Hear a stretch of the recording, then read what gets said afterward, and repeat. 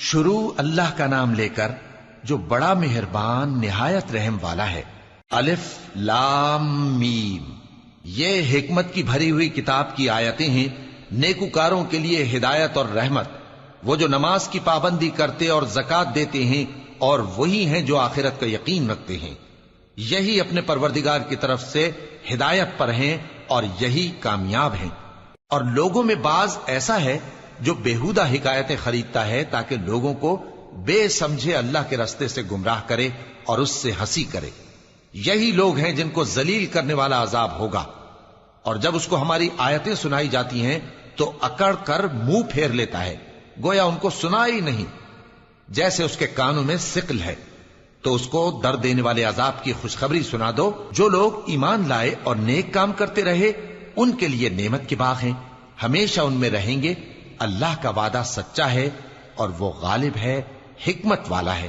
اسی نے آسمانوں کو ستونوں کے بغیر پیدا کیا جیسا کہ تم دیکھتے ہو، اور زمین میں پہاڑ بنا کر رکھ دیے تاکہ وہ تم کو لے کر ڈولنے نہ لگے، اور اس میں ہر طرح کے جانور پھیلا دیے۔ اور ہم ہی نے آسمان سے پانی نازل کیا، پھر اس میں ہر قسم کی نفیس چیزیں اگائیں۔ یہ تو اللہ کی تخلیق ہے۔ اب مجھے دکھاؤ کہ اللہ کے سوا جو ہستیاں ہیں انہوں نے کیا پیدا کیا ہے۔ حقیقت یہ ہے کہ یہ ظالم کھلی گمراہی میں ہیں۔ اور ہم نے لقمان کو دانائی بخشی کہ اللہ کا شکر کرو، اور جو شخص شکر کرتا ہے تو اپنے ہی فائدے کے لیے شکر کرتا ہے، اور جو ناشکری کرتا ہے تو اللہ بھی بے نیاز ہے، لائق حمد و ثنا ہے۔ اور اس وقت کو یاد کرو جب لقمان نے اپنے بیٹے کو نصیحت کرتے ہوئے کہا کہ بیٹا، اللہ کے ساتھ شرک نہ کرنا، شرک تو بڑا بھاری ظلم ہے۔ اور ہم نے انسان کو جسے اس کی ماں تکلیف پر تکلیف سہ کر پیٹ میں اٹھائے رکھتی ہے، پھر اس کو دودھ پلاتی ہے، اور آخر کار 2 برس میں اس کا دودھ چھڑانا ہوتا ہے، میں نے تاکید کی ہے کہ میرا بھی شکر کرتا رہے اور اپنے ماں باپ کا بھی، کہ تم کو میری ہی طرف لوٹ کر آنا ہے۔ اور اگر وہ دونوں تجھ پر زور ڈالیں کہ تو میرے ساتھ کسی ایسی چیز کو شریک کرے جس کا تجھے کچھ بھی علم نہیں، تو ان کا کہا نہ ماننا۔ ہاں، دنیا کے کاموں میں ان کا اچھی طرح ساتھ دینا، اور جو شخص میری طرف رجوع لائے اس کے رستے پر چلنا۔ پھر تم کو میری طرف لوٹ کر آنا ہے، تو جو کام تم کرتے رہے ہو سب سے تم کو آگاہ کر دوں گا۔ لقمان نے یہ بھی کہا کہ بیٹا، اگر کوئی عمل چاہے رائی کے دانے کے برابر بھی چھوٹا ہو، اور ہو بھی کسی پتھر کے اندر یا آسمانوں میں مخفی ہو یا زمین میں، اللہ اس کو قیامت کے دن لا موجود کرے گا۔ کچھ شک نہیں کہ اللہ باریک بین ہے، خبردار ہے۔ بیٹا، نماز کی پابندی رکھنا اور لوگوں کو اچھے کاموں کے کرنے کا مشورہ دیتے رہنا، بری باتوں سے منع کرتے رہنا، اور جو مصیبت تجھ پر واقع ہو اس پر صبر کرنا، بے شک یہ بڑی ہمت کے کام ہیں۔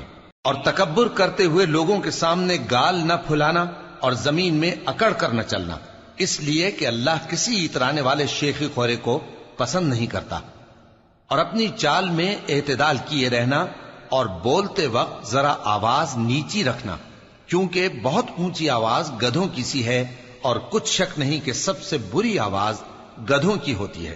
کیا تم نے نہیں دیکھا کہ جو کچھ آسمانوں میں اور جو کچھ زمین میں ہے سب کو اللہ نے تمہارے قابو میں کر دیا ہے، اور تم پر اپنی ظاہری اور باطنی نعمتیں پوری کر دی ہیں۔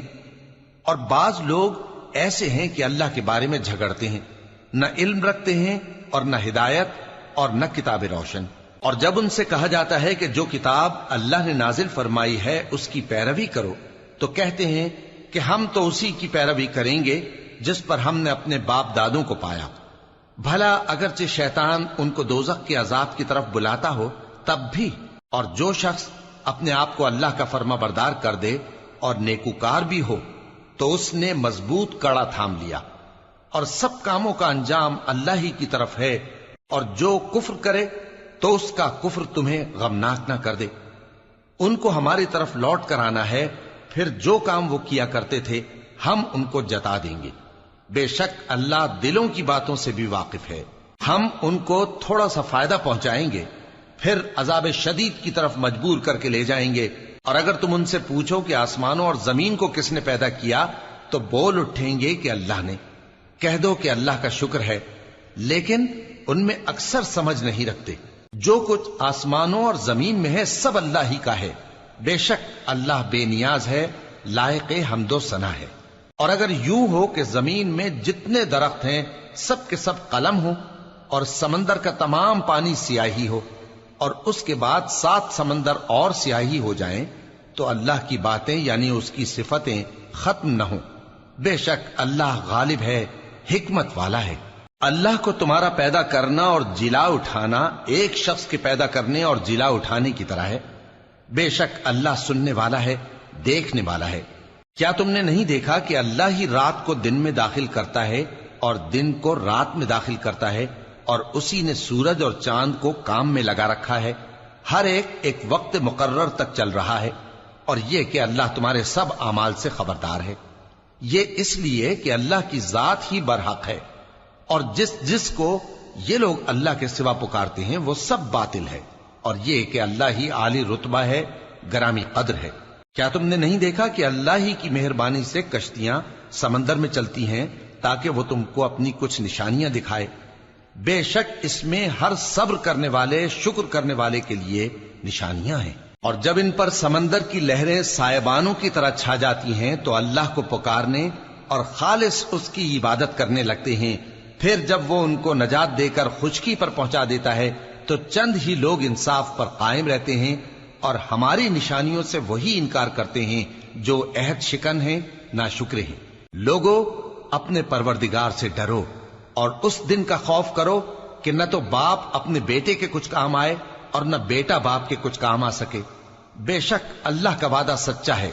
پس دنیا کی زندگی تم کو دھوکے میں نہ ڈال دے، اور نہ وہ بڑا فریب دینے والا شیطان تمہیں اللہ کے بارے میں کسی طرح کا فریب دے.